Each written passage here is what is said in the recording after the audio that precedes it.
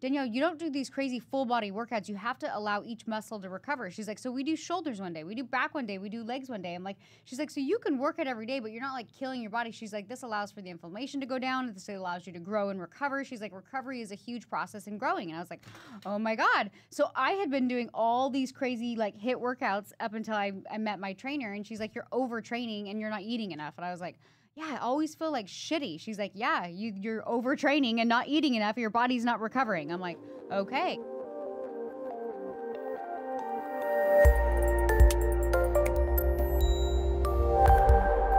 All right, my friends, ladies and gentlemen, welcome here to the Date Your Wife podcast. And I'm here with my wife, who's got some fancy chains with her mask around her neck. It looks like a necklace with a mask. It's like a bra. I don't have my mask on. It's like a bra thing. But you had it on. I'm looking at it right now. No. It looks like a bra pouch. It holds a boob. For a second, I was like, did I put a bra on? Do you wear bras? You Okay. do. You do wear bras. No, I always lose mine. And there was this cute boutique I went to. And You're not talking into your microphone. I was like, you know what? I'm just going to... You're going to do this? I'm just going to do it. You're just going to... Okay, so here's the deal. We're going to get... we're getting fancy masks. I don't know how I feel about it. Our nephews are all here at the house. We're Our nieces still are all wearing at the house. masks. I'm like, what the hell are we still doing this for? I just don't wear mine. And then I send people in to go do things for me because I just don't want to wear it. People think I'm an asshole for this. Your dad doesn't think I'm an asshole for this. Your dad is 70 years old and hates wearing his mask. He tells everyone it's stupid. You know what is weird? Is What? when there's people, like we live in Dana Point. It's beautiful. The weather's great. There's great running trails. I like lose my mind when I see somebody running with a mask on. I'm like, you're a dumbass. Like, that's the only thing that comes to my mind when I see them running. I'm like, you're like, that can't be healthy. Like, it's stupid. I don't get it. Let me ride my bike and wear a mask. Or like in my car, wear a mask. I'm like, well, you know, COVID's very smart. It gets in right in through the air vents, and when you're running past people, it's gonna get you. So, but I'm like, these look like healthy people. Yeah. Well, hey, you know what? You can look healthy and not be healthy. That's a great topic for today. You can look healthy and not be healthy. You know what I was thinking is like people. That is a good topic because I was thinking how people will like judge you for one thing, but everybody has their vice, right? Everybody has their vice. Literally, like. I've been a judgy asshole about vices.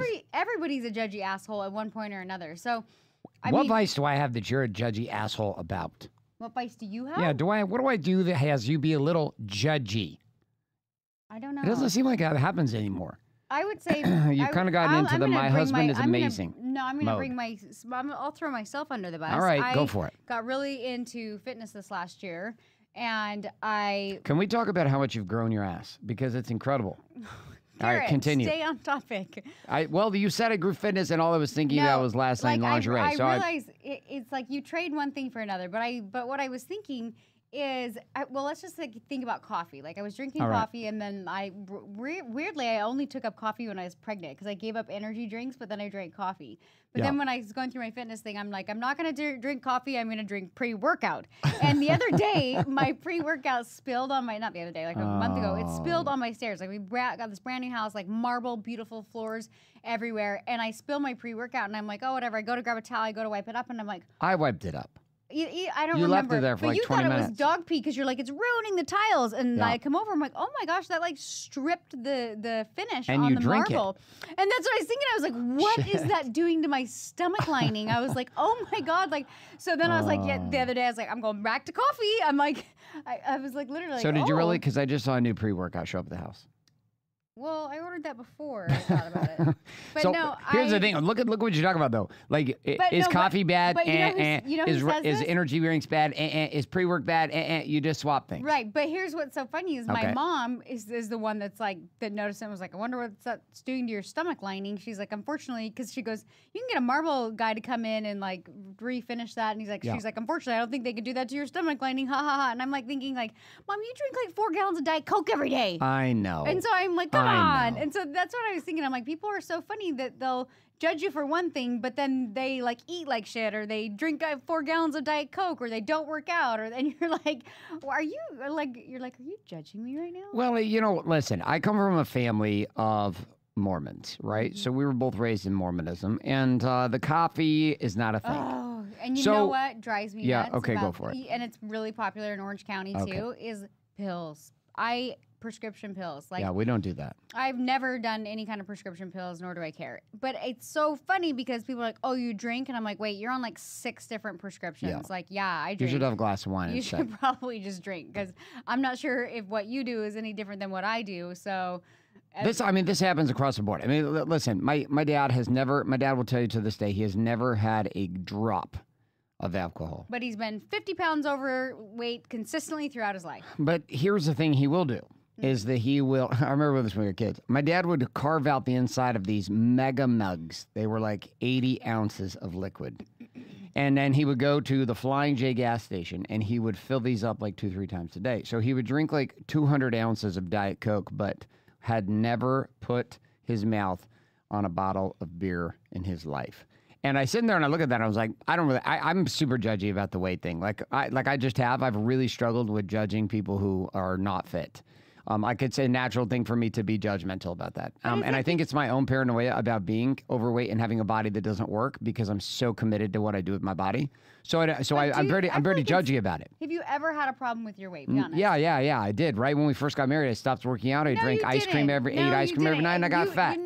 You did not. Well, I got fat for me. I got soft. I didn't get fat. I got soft for me. Like you were like maybe 10 pounds overweight. You were soft. I don't know what it's like to be overweight. Exactly. Right. But here's a breakthrough. Right. So I'm sitting there and I'm thinking. I remember I'm like, you eat 7 cookies. Right. This happens easy. I watch people around me. I get food hangovers all the time. Yeah, but they'll eat 7 cookies, and I'm like, oh, look at you. You're fat because you eat 7 cookies. You're so bad. Right. This is my mind's doing this, and then I'm thinking, well, you just had 3 IPAs, maybe 4. What the fuck's the difference? Yeah, everybody sedates somehow. I'm like, everybody has they all have their thing. Okay, but here's where I have a problem with it. Okay. So if you drink, well, maybe, I guess we don't see what's going on in your intestines, but I'm like thinking like somebody who has like shitty food every day, it doesn't just affect like how you feel. Like I eat crappy and I'm like, I legit, because I eat so clean most of the time, I have like a food hangover. Yeah, like I'm bad. puffy, I feel sick. I'm like, I would have rather have had a glass of wine or a cocktail or whatever it is. I'm like, I feel more shitty with the crappy food that I just put in my body. And what's crazy to me is I'm like, you can say like, oh, you had 3 IPAs and this person had 7 cookies. But I'm like, I look at the fact of like, if you're overweight and your body doesn't move and your joints don't move and this kind of thing, like that daily weight on your body has to be super unhealthy, right? So not only are you feeding your body with shit, but you don't notice like how the slow subtle takeover that the weight is doing in your body. I don't know how else Listen, to describe the that. principle we were talking about here was you can look healthy and not be healthy, right? So we have an assumption that because I don't drink coffee, because I don't drink alcohol, thus far I am healthy. Or I can take my organic friends who love to eat raw and vegan, and yet they're overweight. And I'm like, okay, well, wait a second. You're doing all this stuff, but you're like eating 10 times more than you should be eating because it's raw or because it's organic. So like this doesn't need to be a fitness show. There's just a simple example with the body side, which is there is an appearance that things look, wow, there was a fit guy that got COVID that was 49 years old down the road from us in Orange County, and he passed away from COVID. Super buff, right? Super fit guy. So, and I was talking to my doctor, one of my doctor clients, Dr. Fedor, who runs the ICU. Well, people can for even with 35 fitness, hospitals. They can overtrain. Well, that's what he was saying. He said that the reason with COVID has been such an issue for the United States is because of the inflammation issues the U.S. faces that almost every other nation does not at the level we face it.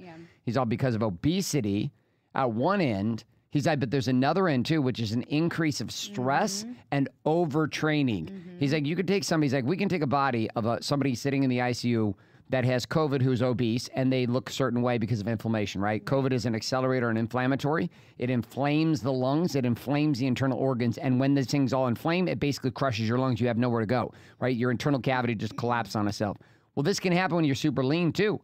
So you have the appearance that you're doing well, right? You look like you are, but you're actually not healthy. I went through I know where the fuck I'm going to take this show. Okay. I just got my pathway, so keep going. I went through a phase with one of my babies. I think it was Ruby, where I was like overtraining and I was always sick. I was like, what the hell? Me too. And you know what's so funny? Yeah, I remember when you were doing ultra marathons, like that, and when I was doing insane levels at 2 times a day CrossFit. Yeah, you can't do that. And what's so funny is even in my whole fitness journey this last year, like my trainer Val, she taught me. She's like, Danielle, you don't do these crazy full body workouts, you have to allow each muscle to recover. She's like, so we do shoulders one day, we do back one day, we do legs one day. I'm like, she's like, so you can work it every day, but you're not like killing your body. She's like, this allows for the inflammation to go down. This allows you to grow and recover. She's like, recovery is a huge process in growing. And I was like, oh my God. So I had been doing all these crazy like HIIT workouts up until I met my trainer, and she's like, you're overtraining and you're not eating enough. And I was like, yeah, I always feel like shitty. She's like, yeah, you're overtraining and not eating enough. Your body's not recovering. I'm like, okay. So like I learned a lot even like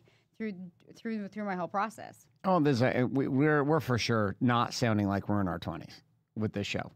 We're not. What we've got to do is we've got to give ourselves recovery and take some sleep and really take care of ourselves and stretch and touch your toes. When I overtrained, I was in my 20s, so... Yeah, no, that's what I'm saying. Everybody overtrains in their 20s to get into fitness. And people just overtrain to get into fitness, and they get super pumped, and they think, well, if I go more, and I feel... when I was doing CrossFit, I was just fucking beat up all the damn time. Yeah. Now I surf, I stretch, I swim, I walk. This is what I do. And then I picked up golf. I mean, if I went to the optometrist, and I'm now getting glasses. I'm going to have glasses on my face. And your beard game is strong. My beard game is... I hate the beard. No, it's not going away. The beard is coming. Nope, me and Seth had a talk. I hate the beard. Seth is a Viking. Seth is fired. Seth has a kilt. Does Seth have sex with you? Seth does not have sex with me. Dang it. But Seth has committed to me and said... Seth. He has said that this beard, if we can go with a... He's like, you're going to get a better profile. Let's have a running bet. You're going to get a better... I bet you shave it in 10 days.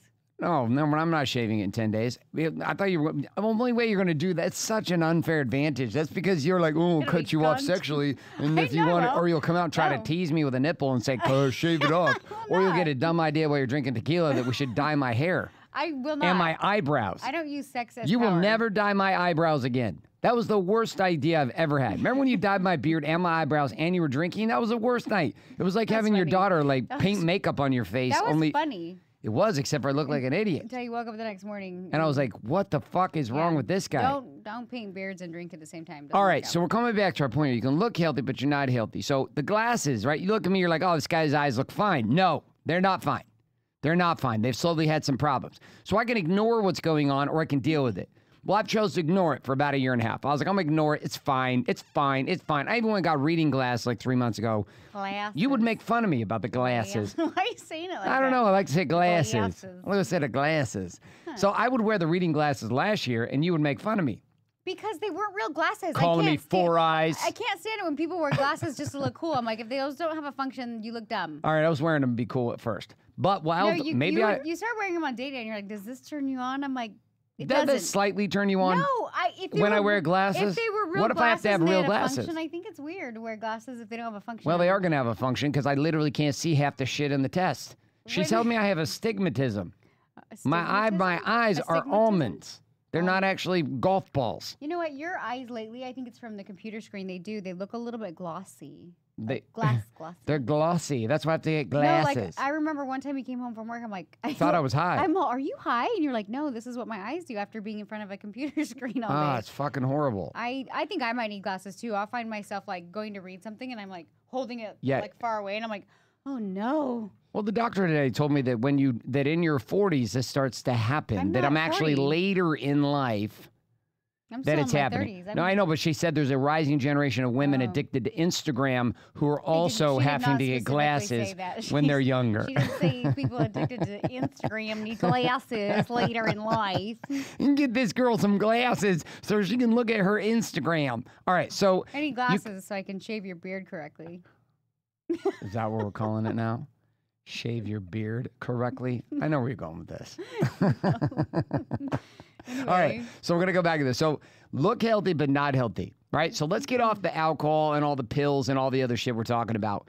Let's talk about the appearance of health in marriage and an actually healthy marriage, because we got blamed for some shit with the girl who washes your face girl. Who's the girl that washes? Yeah. I don't know. I read half her book. And what's her name? The girl that washes her face but doesn't. Her name. She doesn't wash her face. Look it up. She doesn't wash her face. Wash your face, girl. I don't know. Wash your face. I'm looking it up right now. So I'll tell you why I'm bringing this up. Not because I'm going to throw her under the bus. Her and her husband got divorced. Good for them.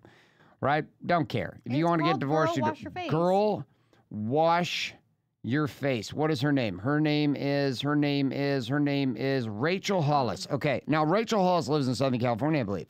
I don't know. I've never met this woman. I have nothing against her, and she sold a shitload of books, so good for her.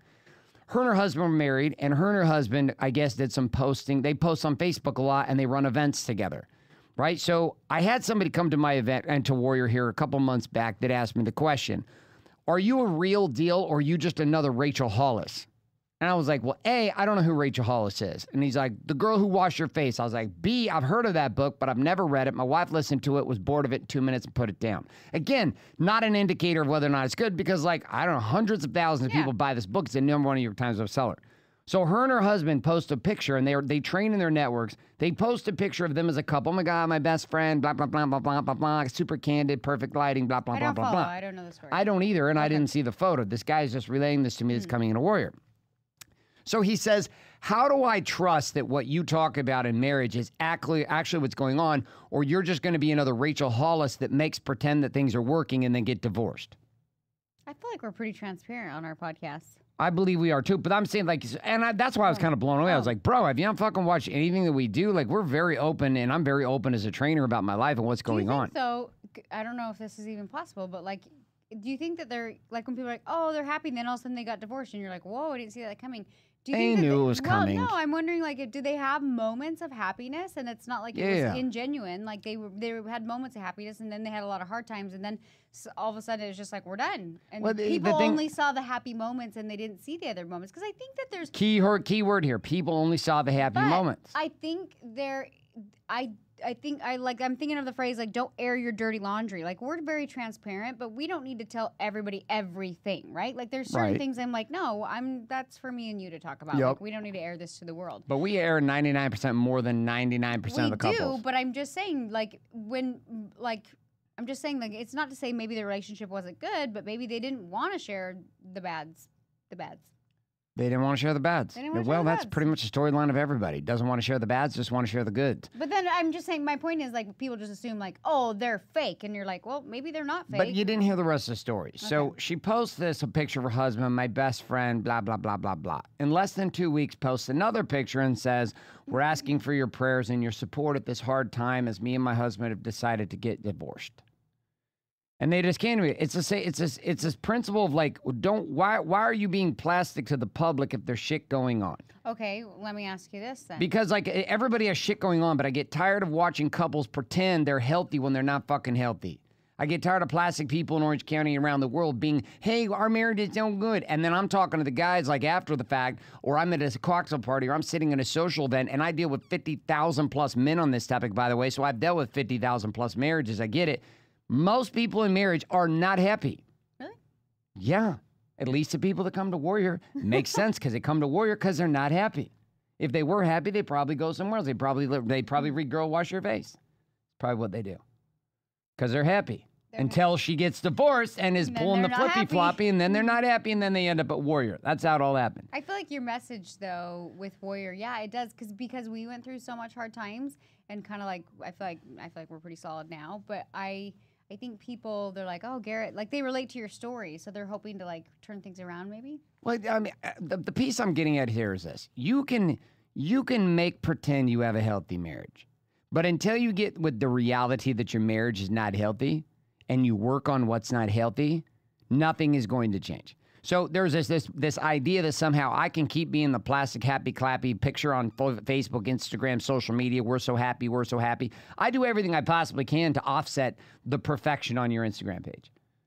Because people see how beautiful you are, and they see the pretty picture of us, and I said, let me tell you what happened before the hot air balloon photo shoot. You know what, though? Here's the thing, because I've been told, like, oh, my God, your Instagram is like, it's almost like too perfect. And I'm like, it's beautiful. But you know what? I'm like, I really have that dress. I really have that house. I really have that car. That's really my life. And so part of me is I'm like, I will not apologize for that person. Never should apologize. And I'm like, and I like photography, and I like these photos, and I like a pretty feed, and this is very much me. But then I can come on a podcast. I can wear a ball cap. I can be real. I can be me. And this is also me too. Well done. But people they think like if I can't be real, they can't associate to somebody that has nice things. But I also worked really hard to get to where I'm at. Yes. Well, and the key here is that you are offsetting it because of how you show up. In other words, which means you're showing the full range. Hey, listen, I'm regal and stunning over here. And also I like to wear, you know, the make your booty look nice tight pants with the hat and coming to the podcast. You like those What? pants Those this are morning. amazing. Holy Those shit! I are could barely Amazon. focus. Those are Amazon. I'm sitting there trying to help our baby get breakfast, and you walked by, and I almost like stabbed her in the eye with her own plastic fork. I was like, "What is this?" Jeez. I got 3 compliments running today. Of Like, course by you women, did. not men, because men. Wait, because no seem one got creeper. you had 375 men who had to like adjust themselves when you No, ran they're- past. They're hot pants, but Of yeah. course they're hot pants. I think they almost should be illegal to wear in public. They're so hot. It's almost like running around with like a thong on. They were just red, cute But pants. they're just incredible. It's like I took a red paint and just painted your body. Well, They look I work hard fantastic. for my body, so I'm going to wear the I red work pants. hard for my body. Where are we going with this? I already told you, we're here in the forgot where game we- of getting real about what is in your marriage. So you can sit in a place and pretend like things are healthy, or you can deal with them. Now, we had our plastic times. Nobody had any clue things were going sideways for us. We were in a plastic pocket. No. Oh, here's what I was going to say. I don't think we thought things were bad. I think that I remember feeling like I wasn't very good at communication. I got young at 20. I got married at young at 20. And I remember thinking like I didn't like you, but I didn't know not like you, but there was no spark or chemistry like for a while. And About 8 years. But we didn't fight, and we didn't fight a lot. I don't know if you remember this, but we were just like, you'd work a lot, and then like I got pregnant with our first baby, and then our second one, I was like, I don't know, like there was like little things you would do. You'd come by and like smack me on the butt, and I'd almost like kind of be like, ugh, like I was just, but I never like, I just thought that was marriage. Like literally, I was like, well, we're married now. It's just how it is. Like, sex. You look like you almost vomit on your microphone going back to that place. I literally didn't know any different. I was like, You're well, like, I guess this is shitty. Well, I just was like, I guess this is how marriage is. I don't really know. And then it really hit me when I'm pregnant with my second baby, and you come to me and you're like, hey, I'm basically dating another woman. I was like, what the fuck? And then I was like, okay, well, and it did. It caught me off guard. I was like, holy shit. But then I'm like, come on, Danielle. Like you weren't happy. Like you didn't have these conversations. There was no spark or chemistry. So you're not being accountable for the fact like I was just kind of settling in. Like I didn't do anything wrong, but I didn't do anything right by not communicating. You know what I mean? So I do go. So I literally got in this place where I was like, everybody wants to point fingers at Garrett. They're like, oh, he's the asshole. He cheated. Even you're like, I'm the asshole. I cheated. I'm like, yeah, but to be honest, I wasn't like attracted to you and didn't have the same spark, but I just was like, oh, this is how marriage is. Like, it's fine. It is what it is. But then why would I be confused when you wanted spark and created that with somebody else? Do you know what I mean? I mean, that's very, I was young. That's a very accountable way to come at it. But that's what I'm thinking. I'm like, how was I shocked? Like, I didn't like you. Not like you, but. No, you didn't like me. I wasn't attracted to you. No, you were not. You were like I was disgusted when we by got me. married, but there was this phase where like literally That ended about a year after we got married. I don't know, but I just It did. remember thinking, no, it was a slow. Are you kidding me? Do you remember the photo from Bear Lake with us sitting on the boat? Oh my God. We've got to find this picture and show them. I look like I am straight fucking NASCAR. Oh my God. My sister sends me this photo, and we look like we took a hard turn after we got married. Like we were cute and on fire, and all of a sudden it's like we got married. And like, and we turned into a Mormon fatty couple. I'm pretty sure Garrett was like, if he had a Keystone and we drank, that's what he would be holding. But that's the worst part. I wasn't even drinking. You weren't at the even time. drinking, and both of us just like We just look like pasty white, soft. Here we are. Like we look like we settled in hard, and we were in our 20s. Yeah, like literally, people see that and they're like, "You guys are reverse aging," and I'm like, "This happens in Mormon culture, though." It happens in all cultures. I don't know about all. I can speak to Mormon culture you know for what's sure. so funny? I think because like I value growth so much, and I feel like we've really accomplished a lot in our personal lives and our business and everything else.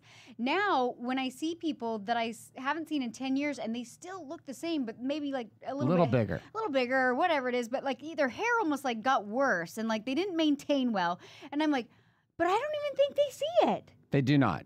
Oh, do you think I thought I looked like NASCAR guy in the boat that day? I thought I was hot as shit. That's what I'm saying. Like I look back at that picture of us in our early 20s. I'm like, whoa, we didn't know. We just settled in. We're like, this is marriage. Yeah. Buckle up, Buttercup. We're doing this. Buckle up, Buttercup. That's what I looked like. I looked like my nickname was Buttercup. Buckle up, Buttercup. Oh, so we were not. I mean, I think you bring up an interesting point too, which is the idea that you could think you're healthy, but you're not healthy.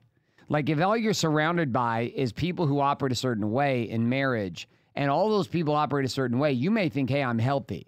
And then you get into a situation which happened with us in 2008. We went to an event called My Life Book in Chicago. You remember this? Went to My Life Book. Yeah. It was that building you go in and you create your characteristics of life. That was me just trying to try. Of course, it was you trying to try. You were not even like this was prior to the. Now, if you told me about like an event like that, and then we get us like getaway and the kids are with the So nanny, I'd be like, stoked. woo, woo. Back then, not so stoked. Then I was like, really? I actually skipped half the event, went shopping in Chicago, which I still would do, but it was fun. Well, we were at this event though, and I remember sitting there, and they're talking the John Butcher who owns My Life Book and Precious Moments, the little statue things that my mom had that we always broke when they were a kid, and she would like lose her mind. He launched this program called My Life Book, and we're sitting out there, and he's talking about his sex life, and he's talking about his marriage, and he's talking about his body, and he's talking about these 12 categories of life, and how he's done all these amazing things. And I remember the whole time sitting there and going, "This guy's full of shit." This is what I'm thinking in my mind. This guy's full of shit. Realizing that I'm full of shit. Which is, I want that, but I know no one who has what he's talking about. I think, too, like, you have to allow yourself permission to do the work to get to that place, right? Like, I mean, that was 2008. It's now 2011 or 2021, right? If you settle in real hard with where you're at and somebody's like, hey, I have a pretty good marriage, I have a good life, I have a good family, you're like, you're full of shit because you're probably not giving yourself permission to have that kind of success in your life. And you're like, no, nobody experiences that, so you must be full of shit. But if you actually gave yourself permission, it might be a whole nother story. If you gave yourself permission to not just settle into what is, like anything is possible. That is probably the point that we'll close up on this one with, this podcast. I mean, we'll end our final conversation, not in the next minute, like the next 5 minutes.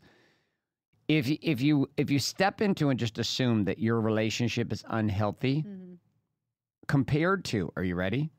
Not compared to your parents, not compared to people at the church, not compared to your siblings, not compared to people you used to hang out with and people you used to go, your Thursday night drinking party with. People always say, well, it's not as bad as them, so it must be okay. You compared it against who, Danielle? Yourself. When? Right now. Against which version of yourself? Who you could become. Wow, you're so hot. Red pants and your words. Your lips look nice. Did you get them plumped? I didn't. I put some lip gloss on, but thank you. I want to kiss them. Oh, do you? Yeah. I'd like to kiss you too, but there's a beard in the way. Oh, God, stop it. Okay, so we have this comparison then. So Danielle and I got to this place as individuals, and we got to this place as a couple where I would say our marriage right now is the hottest it's ever been. Like, God, you're so hot, dude. Stop thinking about the red I pants. can't help it. I look at you, and all of a sudden I want to end the show. Anyways. I feel that tension. You know what? I will say this. I feel very powerful. I feel like You are very powerful. I'm like, okay, I got this. I'm like, I got this. I not only sent you a gratitude stack this morning, I then had to send you like 3 more messages today because of the red pants. As if last night wasn't enough inspiration, then it continued into this morning with the red pants. I'm very strategic. It was good. It was a great stratagem. So here's a piece though. If I'm comparing myself against who I can become, then that means even as hot and on fire as we are right now as individuals and as a couple, the version of us 10 years from now will look at us right now and go, you had no idea. Yeah, but that's how it is in life. Isn't that crazy? But that's what's so crazy in life. Like you look at where we are at in like business or anything and you're like, oh my God, like it's been a journey, but I can't imagine it any other way. Yeah. And I think, and I even noticed this last week, I've been teaching a ton and it's so funny because even my artists, they get so overwhelmed with like, hey, I want to be right where Danielle and Garrett are right now. They don't start with the problems that are in front of them, like right who they are right in They're that, like, hey, I moment. joined DKW Academy last week. Yeah. When do I get the Lambo and the Maserati? You're like, you don't. Or not for a bit. But not even that. They're like trying to solve for problems that aren't even problems. Like they're like, hey, I'm going to buy a salon. And I'm like, you don't even have your books aren't even full. Probably don't buy a salon. But that's what I think people probably do. They like think too far in the future and they're like, oh, that's not achievable. And they're really thinking about the work and the steps in between to get there. So they're like, oh, well, those guys are asshole and they're fake. And it's like, no, you just have to be willing to put in the work. But my point in saying this is the work is not that hard. You just have to do it every day. And then when you look back at the person you were, you're like, I wouldn't have it any other way. So if you're listening to this message and you're like, okay, there's some things I can adjust inside my relationship, then do it. Like you have nothing to lose. You can stay with where you're at, or you can try to get to the next level in your relationship and see what it does for you. And I always say this, I'm like, in becoming the better version of you and becoming the better, even if it's in the relationship, you have no idea how many people you're going to affect. It was so funny. We started going back to church and our pastor sent us like a 10-minute prayer via audio. Hey, and how I was cool? like, How I'm cool? like, I've never. How's that? I was like, I've never had a prayer Did during you feel audio. emotional listening to it? I felt. Did you feel a little bit when on fire? people used to say, "I'm praying for you," I'd be like, "Screw you, pray for yourself." Like, I don't need you to pray for me. Thank you.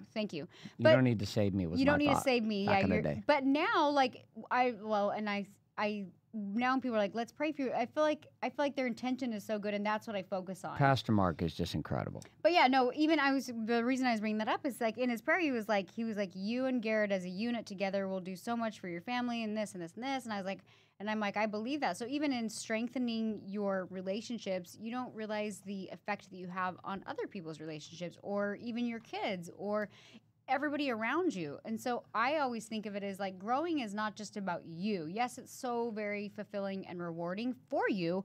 However, you impact and are an example to so many other people by becoming a better person. Well, you look at take something simple as far as like church, right? So we have.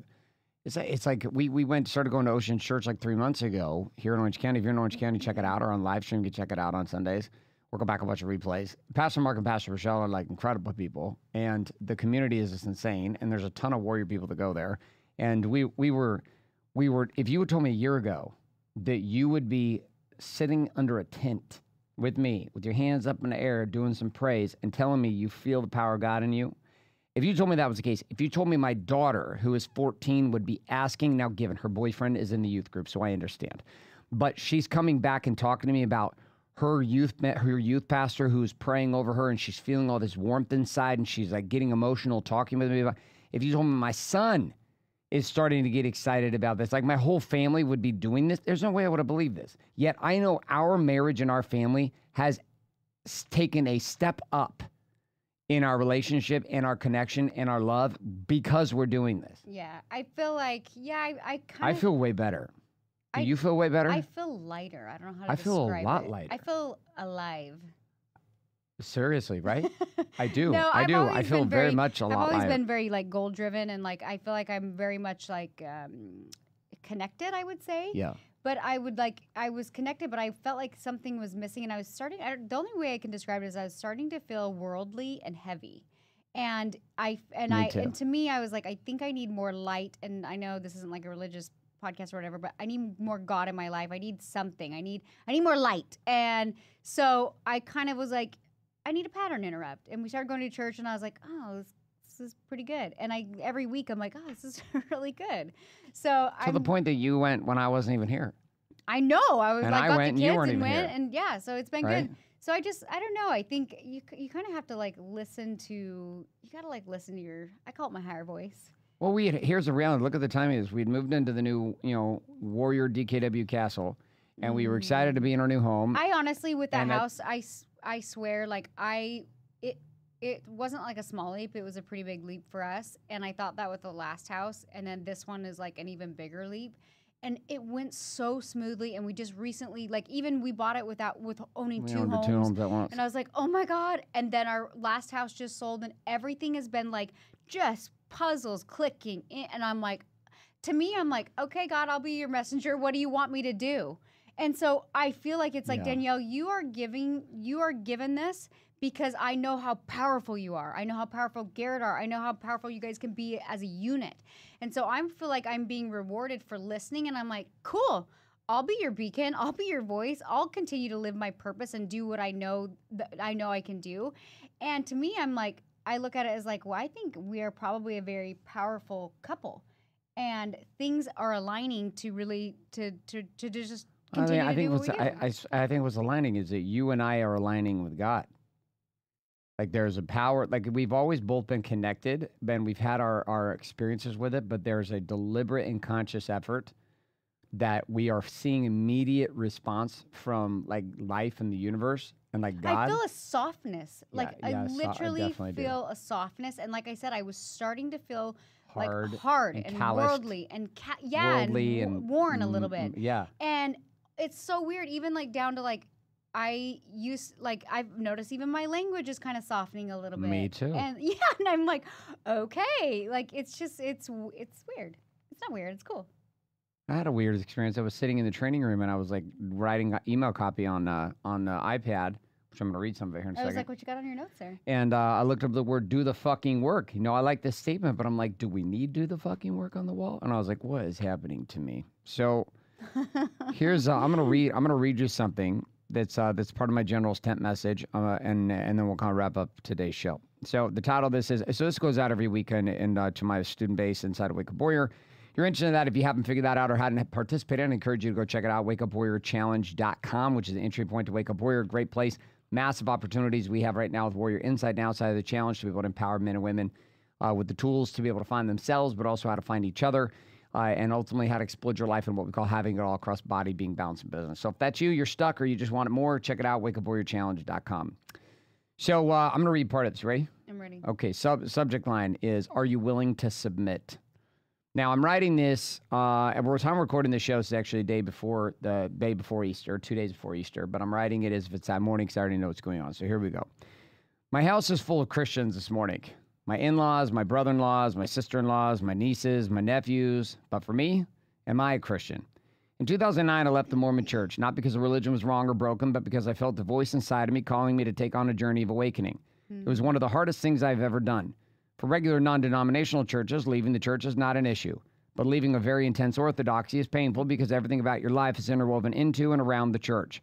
Your business, your family, your friends, your clients, your life. So when I stepped away from the religion I was raised in, I stepped away from a Sunday routine, yes, but it was even more. I was forced to commit identity suicide, to choose to cast myself out of the tribe. Everyone turned on us, everyone except the still voice within me, and that was the trigger to leave in the first place. I had no idea what I was doing or where it would take me, but I trusted, I submitted, I listened, I followed the voice. For the next 2 years, I would do everything and anything I could to distance myself from the label of Mormon. I wanted to find myself beyond the label, but it didn't stop there. I continued to distance myself from the label of Christian. I continued to distance myself from the label of churchgoer. I continued to distance myself from anyone and everyone that would try to put me into a box with a label. So standing here on Easter morning, I'm asking myself a question. Am I a Christian? Now, I'm going to fast forward to the very, very end of this. This email goes for a bit, but I'm going to share this last piece.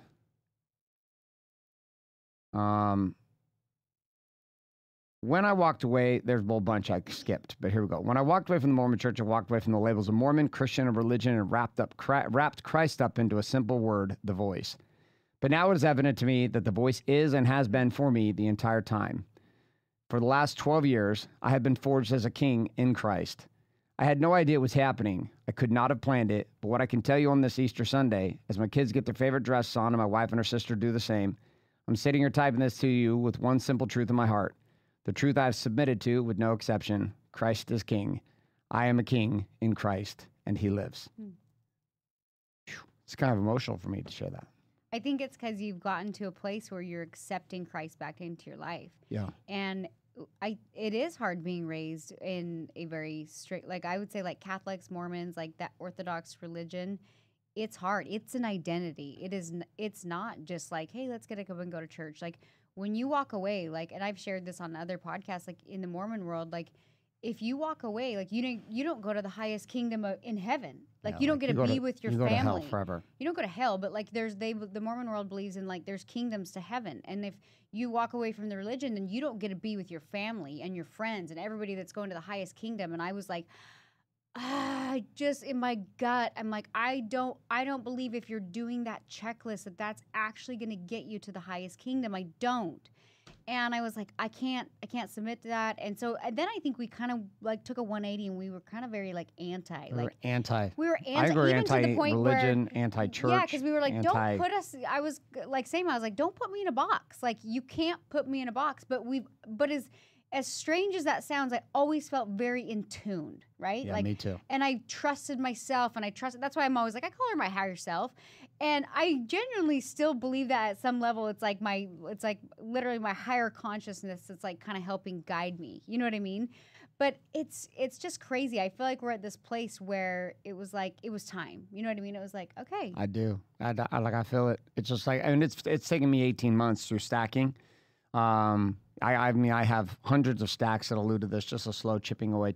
But I never imagined it. Did you know that I'm committed to be baptized?